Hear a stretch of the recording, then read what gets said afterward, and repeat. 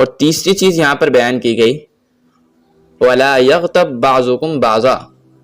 کہ تم ایک دوسرے کی غیبت بیان نہ کرو۔ غیبت کا مطلب ہے اس کی غیر موجودگی میں اس کے متعلق کوئی ایسی بات کہنا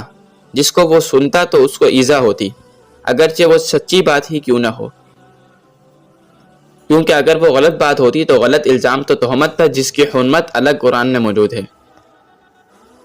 اور کچھ لوگ یہ کہتے ہیں کہ ہم پیٹھ پیچھے نہیں بولتے تو ہم منہ پہ بول دیتے ہیں، تو اگر یہی بات منہ پہ بولی جائے تو یہ لمز میں داخل ہے جس کا ذکر پہلے سورۃ الہمزہ میں ہو چکا ہے، وَيْلٌ لِكُلِّ ہُمَزَةٍ لُمَزَةٍ، جس کی حرمت اس سے پہلے قرآن میں آ چکی ہے۔ اور اس کو تشبیہ اللہ تعالیٰ نے اس بات سے دی کہ جب کوئی شخص کسی کی غیبت بیان کرتا ہے تو اس کا مطلب ہے کہ وہ اس شخص کا گوشت کھا رہا ہے،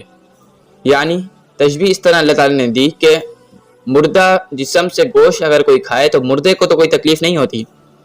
البتہ کھانے والے کو گھن آنی چاہیے۔ اسی کی طرح غیبت بھی ہے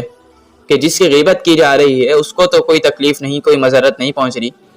لیکن اس کو غیبت کرنے سے پہلے گھن آنی چاہیے کہ وہ کتنا گھٹیا اور دناءت بھرا کام کر رہا ہے۔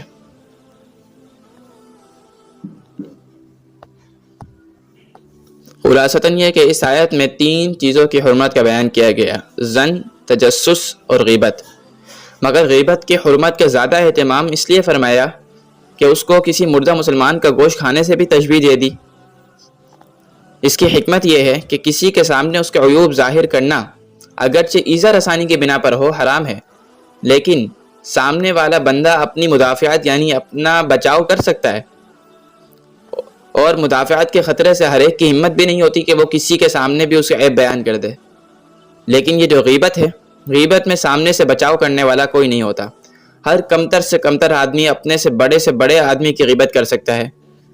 اور چونکہ اس میں کوئی بچاؤ بھی نہیں ہوتا سامنے کی طرف سے، اس لیے اس کا سلسلہ بھی عموماً چلتا ہی رہتا ہے، اور اس میں لوگ بھی زیادہ مشغول ہوتے ہیں، اسی لیے غیبت کی حرمت کی بھی زیادہ تاکید آئی ہے۔ اور عام مسلمانوں پر لازم ہے کہ جو وہ سنیں اپنے غائب بھائی کی طرف سے تو اس کا بچاؤ کریں، اور اگر بچاؤ پر قدرت نہ ہو تو کم از کم سننے سے پرہیز کریں۔